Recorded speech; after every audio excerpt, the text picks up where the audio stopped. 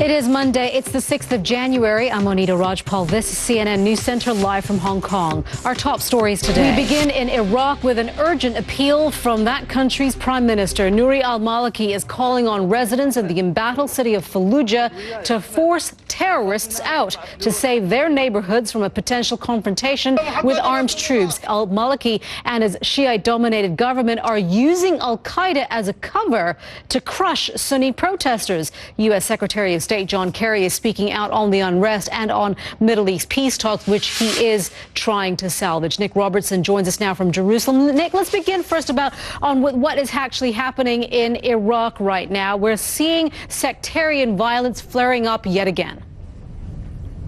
We are, and it's been on the rise in Al-Anbar perhaps over the last year. The Iraqi government and the army had...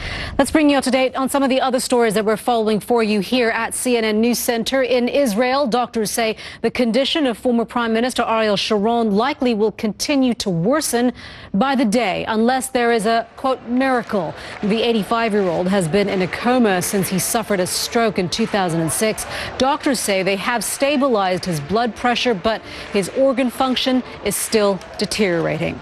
Sudan's President Omar al-Bashir is now in Juba to discuss the violence that's gripping South Sudan. Face-to-face negotiations between the warring sides in the south are also expected to begin on Monday. In Ethiopia, more than 1,000 people have been killed in fighting between rebels and government forces. Violence is overshadowing parliamentary elections in Bangladesh. Officials say at least 16 people have been killed in the unrest. Bangladesh's main opposition parties boycotted Sunday's election after the government refused to put an independent system in place to monitor the vote. In China, state media say 14 people have been killed in a stampede at a religious gathering. Xinhua news agency says the stampede happened as food was handed out at a mosque in northwestern China. 10 others were injured. 4 are in critical condition. German Chancellor Angela Merkel has been injured while cross-country skiing. Her spokesperson says she wasn't seriously hurt, but she has sustained a fracture and will need help walking for the next few weeks. Matthew Chance joins us now from London with more on that. Matthew? Monita, thanks very much. Well, we've got a few sketchy details about the condition of Angela Merkel, the German Chancellor. You mentioned there she was injured while she... Matthew, thank you. Matthew Chancellor, live for us in London.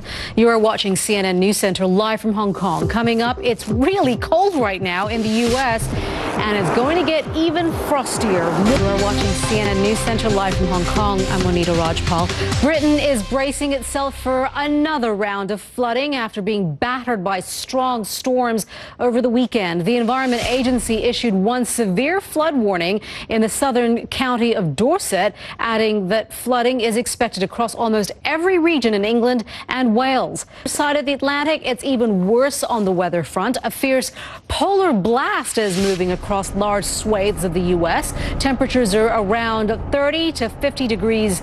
That's Fahrenheit, lower than usual. Nearly 4,000 flights, which were grounded on Sunday, and that means a lot of travelers are stuck. Alexandra Field joins us now with more from JFK Airport in New York. Alexandra, you're outside and you're braving that, so we thank you for that. How are things looking where you are? Look, Monita, travelers just cannot catch a break. Right now in New York, we've got this heavy fog. That's complicating matters. Goodness, certainly not the way to come back to work after the holidays, is it, Alexandra? Thank you very much for that. Alexandra Field there live for us from JFK in New York. Let's get the latest now on how this weather and how long it's supposed to last. Meteorologist Mari Ramos is at the World Weather Center. So, Mari, it's basically colder in Alaska, as we heard there in Alexandra's report, than where you are in Atlanta. It's colder. It's just as cold, I should say. In some places of Alaska, it's actually not as cold as it is here. And it's colder here in Atlanta right now than it is. It's not expected to be as heavy, but it will be persistent. UK and Ireland.